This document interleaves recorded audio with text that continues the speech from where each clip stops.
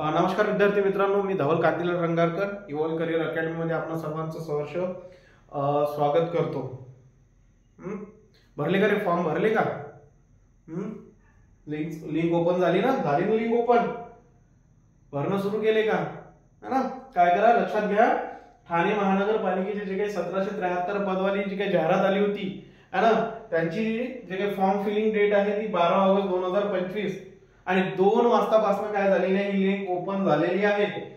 बरोबर, लिंक काय झालेली आहे? ओपन झालेली आहे। लास्ट डेट लक्षात ठेवून काय करा रे बाबा, व्यवस्थित फॉर्म फिलअप करण्याचा प्रयत्न करा। लास्ट डेट आहे 2 सप्टेंबर 2025। किती वाजेपर्यंत? रात्रीचे 12 वाजायला 1 मिनिट कमी असेपर्यंत, है ना? रात्रीचे 12 वाजायला 1 मिनिट कमी असेपर्यंत।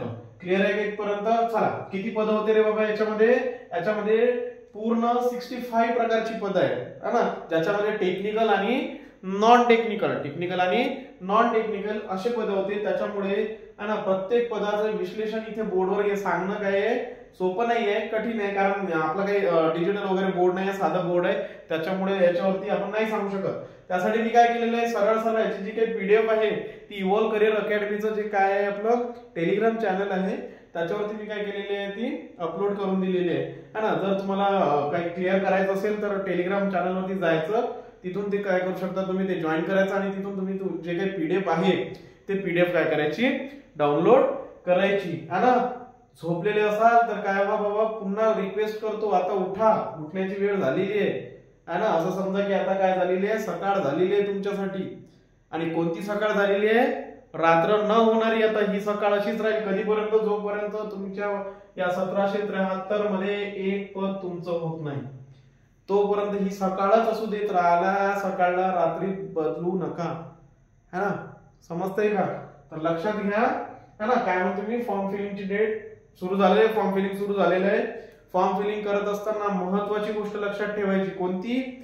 स्वतः जिथे तुम्ही फॉर्म फिलिंग करता, स्वतः करत असाल तर फार स्ट्रिक्ट काही प्रॉब्लेम नाहीये, आपण व्यवस्थितच करतो। पण ज्या वेळेस ज्या काही मायनर चुका आहे त्या टाळण्याचा प्रयत्न करा, आहे की नाही? नावामध्ये किंवा स्पेलिंग मिस्टेक वगैरे या टाळण्याचा प्रयत्न करा। शिवाय तुम्ही, मला माहिती आहे, नंबर ऑफ स्टुडंट सायबर कॅफेवरून काय करतो, आपला फॉर्म फिलअप करत असतो, है ना?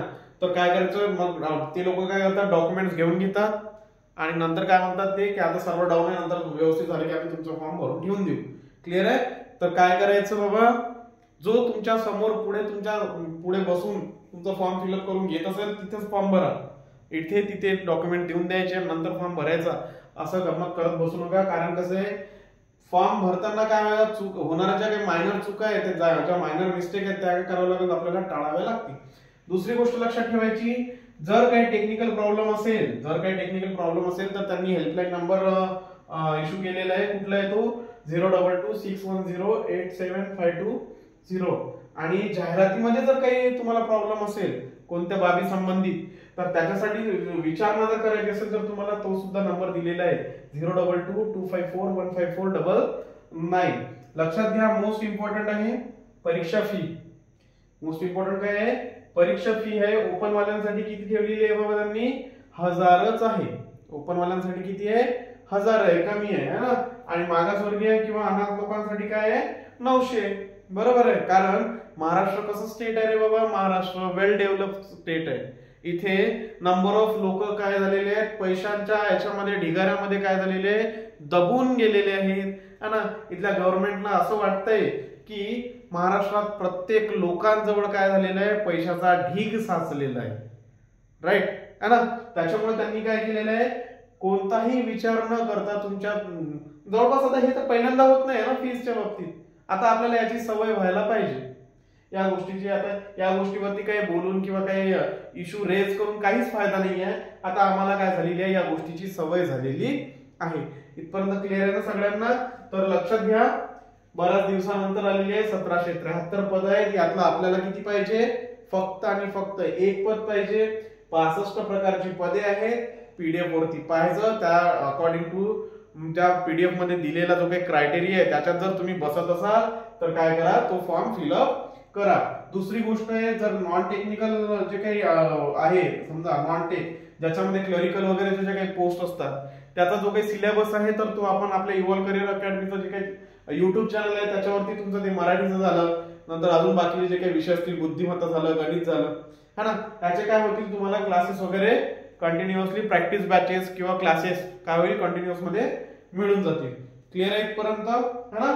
लक्षात घ्या फीज आणि हे इकडे, आणि दुसरं लास्ट डेट विसरून जायचं नाही, तर मग उद्या भरतो परवा भरतो उद्या करत जायचं नाही. पहिल्या होऊन जाईल आणि काय होईल लास्ट डेट आहे तुमची निघून जाईल. पहिल्या मध्येच शेवटची बस निघून गेली होती ना, है ना, त्या पद्धतीनं. म्हणून काय म्हणायचं मला की ठीक आहे 1-2 दिवस थोडस पहा, ऑब्झर्व करा आणि लवकरात लवकर काय करा, फॉर्म फिलअप करा, है ना.